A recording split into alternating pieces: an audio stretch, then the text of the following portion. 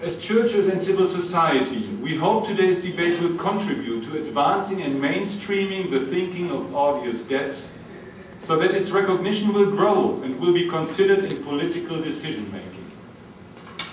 It's a pleasure for the organizers, the Evangelical Church of Westphalia, my name is Ulrich Möller, and the United Church of Christ, represented by Dr. Wally Ryan Kuroiba, who will conclude our meeting, to welcome on this panel Professor Reinisch, University of Vienna, an expert in international law, Dr. Dumland of the World Bank's Economic Policy and Debt Department, Maurizio Ragazzi, the bank's legal advisor, Rüdiger von Kleist, the German alternate executive director of the World Bank, Dr. Edith Russell, an economist of the Justice and Witness Ministries of the United Church of Christ, Neil Watkins, the director of Jubilee USA.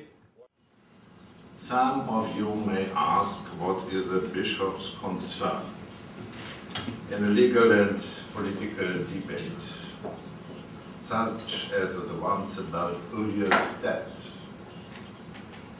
It is a moral dimension, the ethical question, energizing the odious debt doctrine, basically the question of justice, that motivates ecumenical churches to lend their support to finding legal and political solutions.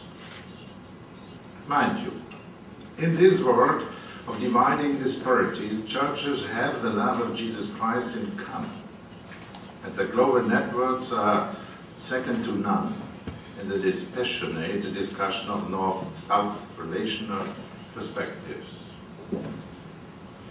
As churches, together we raise our voices when national budgets of low and middle income debtor countries are under pressure to servicing debts, particularly when they are not sustainable or when they have been incurred under irresponsible and reckless circumstances, and to their detriment and disadvantage.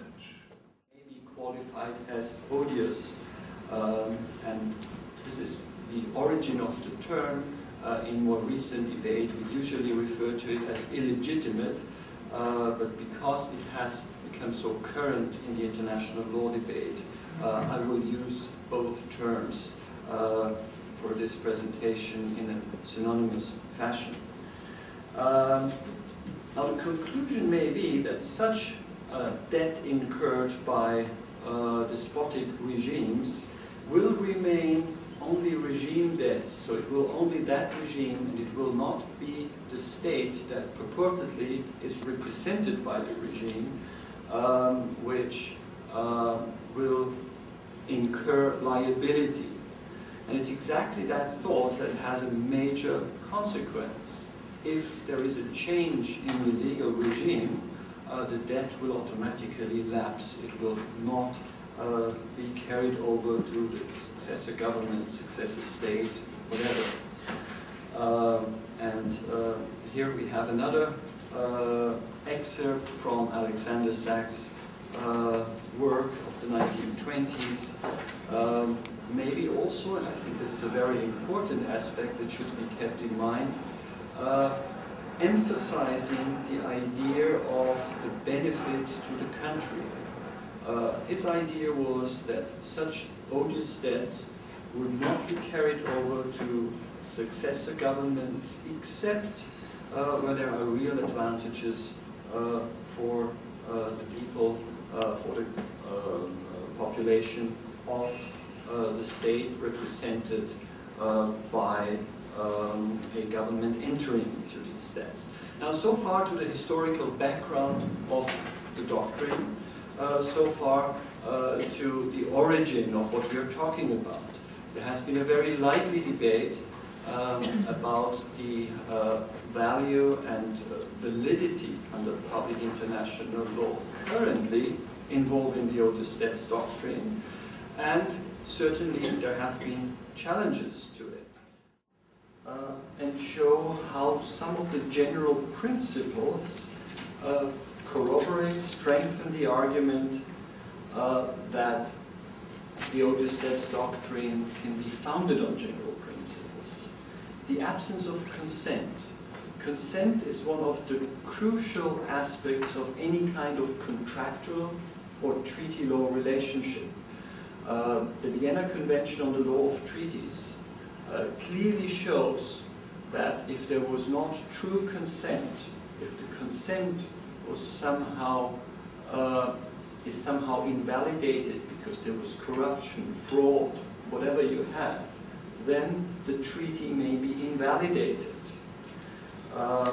Consent, of course, is expressed by a regime, by a government, and if we take a broader look, not just on the formal consent by the government, but also by those represented by the government, I think that notions of good faith will show that the regime, the government, also has to express the true will of the people in order to lead to a valid obligation of such a state.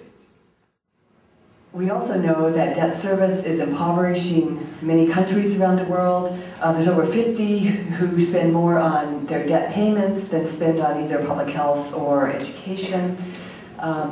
We know that these debt repayments are interfering with countries meeting the Millennium Development Goals, and I just want to remind us that when those goals were adopted, it was understood that it was going to mean the countries would need more aid and also would need debt relief in order for the goals to be met. And so it's time, I think, for the industrial nations, the lending nations, to step up to the table and increase the aid and also do additional debt cancellations.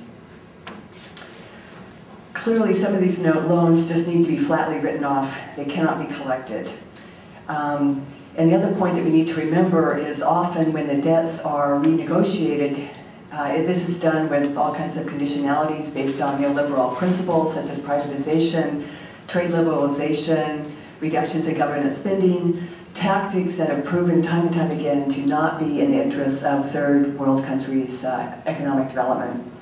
These are failed policies and should be not imposed as conditional requirements for countries to qualify for debt cancellation.